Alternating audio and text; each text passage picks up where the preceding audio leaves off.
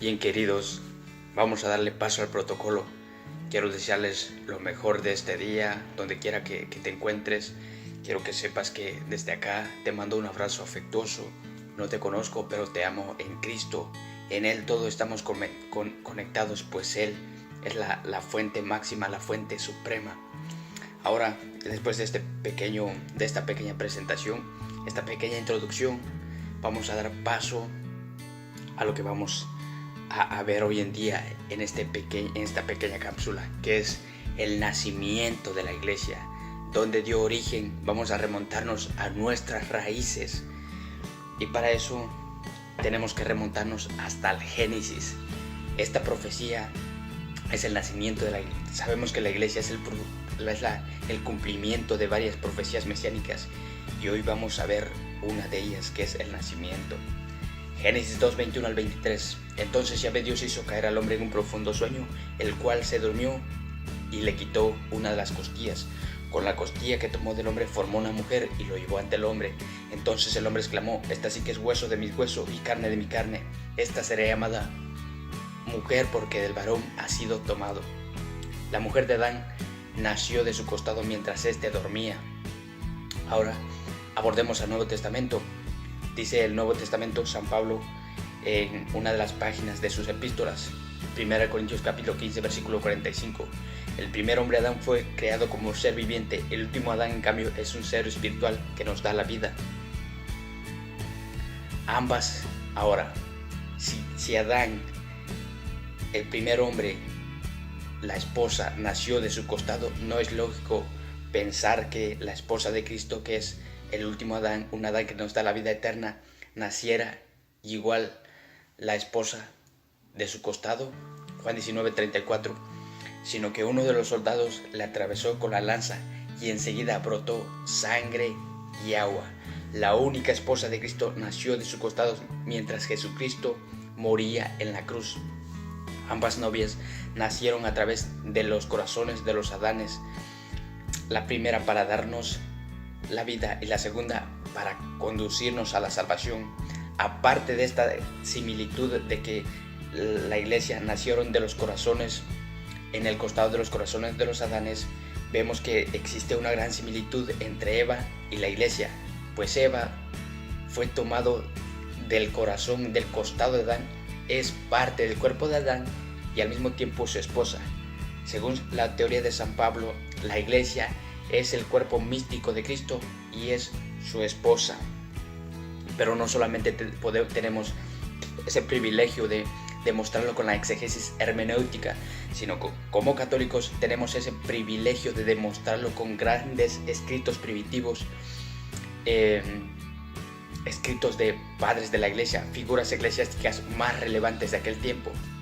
San Ambrosio lo explicita de esta manera: pero la iglesia ha nacido principalmente del don total de Cristo por nuestra salvación, anticipado en la institución de la Eucaristía y realizado en la cruz, pues el agua y la sangre brotadas del corazón de Cristo abierto son signo de este nacimiento y crecimiento, pues del costado de Cristo nació el sacramento admirable de toda la iglesia. Así como del costado de Adán fue formado Eva, así la iglesia nace del corazón traspasado de Cristo, muerto en la cruz. Justino mártir, que nació en Flavia, Nápoles, antigua Sequín, Palestina, y que murió en Roma a mediados del siglo II. Justino no fue sacerdote presbítero, sino fue un laico, fue el primer apologista, escribió varias apologías en defensa de la fe cristiana acerca de la Eucaristía, de la Virgen María, etc. Justino mártir dijo lo siguiente acerca del nacimiento de la iglesia: hemos salido como piedras de una cantera de las entrañas de Cristo. San Juan Crisóstomo también estableció un hermoso paralelismo entre Cristo y la iglesia. Vamos a parafrasear. Dice Juan Crisóstomo: de la herida de su costado formó Cristo la iglesia, como antes Eva lo fue de Adán. San Agustín: Adán duerme para que nazca Eva. Muerto Cristo en la cruz, la lanza que traspasa su costado, donde brotan los sacramentos que conforman la iglesia. San Agustín. Ahora elevemos el estándar a la perfección basándonos en lo expuesto por San Pablo en Hechos capítulo 20, versículo 28. Dice San Pablo: vele por todos ustedes. San Pablo, cuando está citando esto, pues ya era la despedida de San Pablo. Antes de irse, San Pablo manda a congregar a todos los obispos de Éfeso, los presbíteros, y cuando ya están congregados, San Pablo les dice lo siguiente: velen por todos ustedes y por todo el rebaño sobre el cual el Espíritu Santo los ha constituido obispos, supervisores, para apacentar la iglesia de Dios en singular, que Él, Cristo, adquirió al precio de su propia sangre. Esta iglesia Jesús la adquiere al morir en la cruz, pues es la parte más importante del sacrificio de Cristo. Decir que la iglesia se corrompió, que es invisible, etc., sería disminuir el sacrificio de Cristo, pues Jesucristo no murió para que su iglesia muriera, ni Él murió por algo invisible, pues Jesús murió por una muchedumbre. ¿Por qué es importante aclarar esto? Porque Martín Lutero en sus catecismos establece que la iglesia es invisible. La fe de la iglesia sí es invisible, pero la iglesia es un cuerpo, es la congregación de Dios. Pues la palabra iglesia viene del griego eclesia, desde iglesia, llamar. La palabra iglesia aparece 115 veces en la Biblia, todas en el Nuevo Testamento. Ahora veamos la definición de la iglesia para San Pablo, cómo él lo define en las páginas del Nuevo Testamento. Cuando San Pablo identifica la iglesia, se refiere al conjunto de cristianos congregados. Vamos a citar ejemplos literales basándonos en cómo San Pablo les llama a los cristianos, y él les llama iglesia a los cristianos reunidos.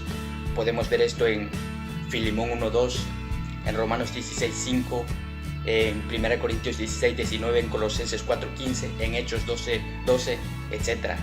Vemos en estos versículos ya citados, si desciframos correctamente, vamos a ver que San Pablo manda a saludar a un cristiano en especial, y enseguida dice: y a la iglesia que se reúne en su casa. Y dentro de esta iglesia está la plenitud de la verdad, la plenitud de la salvación. Efesios capítulo 1 versículo 22-23 dice que la iglesia es la plenitud de Cristo. Efesios capítulo 3 versículo 10 dice que la multiforme sabiduría de Dios se manifiesta en y por la iglesia. Efesios capítulo 3 versículo 21 dice que a Cristo se le da gloria en la iglesia. Y 1 Timoteo 3:15 dice que la iglesia es la columna y el fundamento de la verdad.